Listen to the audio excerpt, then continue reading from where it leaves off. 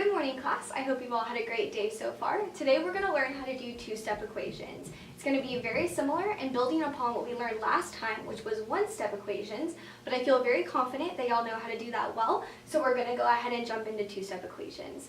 To solve these problems, we're going to break it down into 4 steps. Our first step is going to be to identify. We want to identify what the variable is that we are solving for in this equation. We see that 2x plus 7 equals 13. X is our variable, so we underline it so we know that's what we're looking for. Our next step is going to be to add or subtract. For that, we want to look for the number that is not attached to the variable.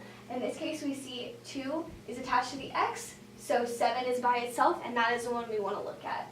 Next, we want to look at its sign. We want to do the opposite of whatever the sign given is. So in this case, it is a plus sign.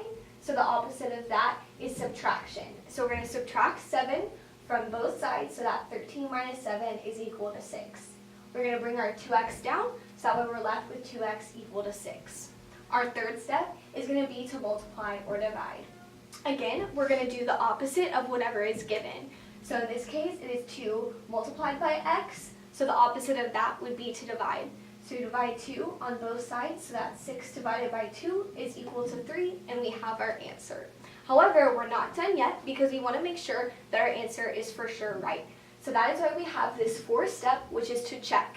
And so we're going to plug our answer back into our original equation, so that 2 times 3 plus 7 is equal to 13.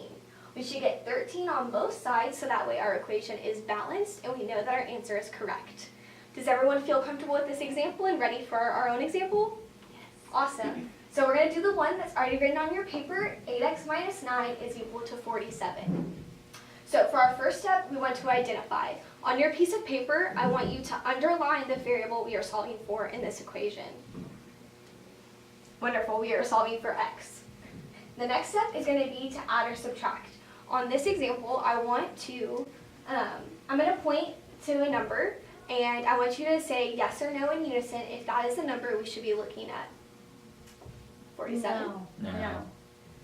8? No. 9? Yes. That's right, we were looking at number 9. The next thing we want to look at is its sign. So on the count of 3, I want you to say add or subtract for what we should do to 9 to the other side. 1, 2, 3. Subtract.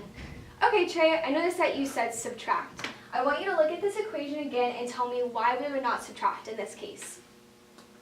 We need to do the opposite. Exactly, we want to do the opposite of the sign given. So since in this case it is the subtraction sign, we want to do the opposite, which is to add. So we will add 9 to 47.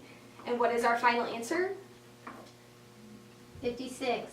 That's right, Heather, it's 56. So then we can move on to our next step, which is to multiply or divide. So I want you on your piece of paper to decide if you're going to multiply or divide and then solve it. And on the count of 3, you will hold up your paper and show me what your answer is. Go ahead and work it out. 1, 2, 3. Awesome job. That's right. Our answer is 7. So now we just need to do our last step, which is to check.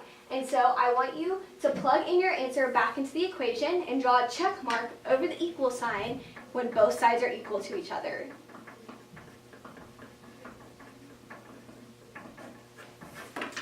Yay, great job. So that is how we do our two-step equations. Now, I have come up with like a little rhyme or jingle to help you remember how to do these equations. It's not going to tell you all of the exact steps, but it should be good if you need to remember something when you're working through them and you get stuck. So I'm going to say it once for myself, and then you're all going to read along with me, okay? So for the first step, it isn't bad. We move our number with subtract or add. Then we multiply or divide till x is all alone. We should have a balanced equation from what we have shown. We'll plug our answer in to check it out. Now we know we are right without a doubt. Okay, so I want all of you to say it with me. Ready? For the first step, it isn't bad. We move our number with subtract or add. Exactly. Then multiply or divide till x is all alone. Our equation should be balanced from what we have shown. Plug our answer back in to check it out. Now we know we are right without a doubt. Awesome.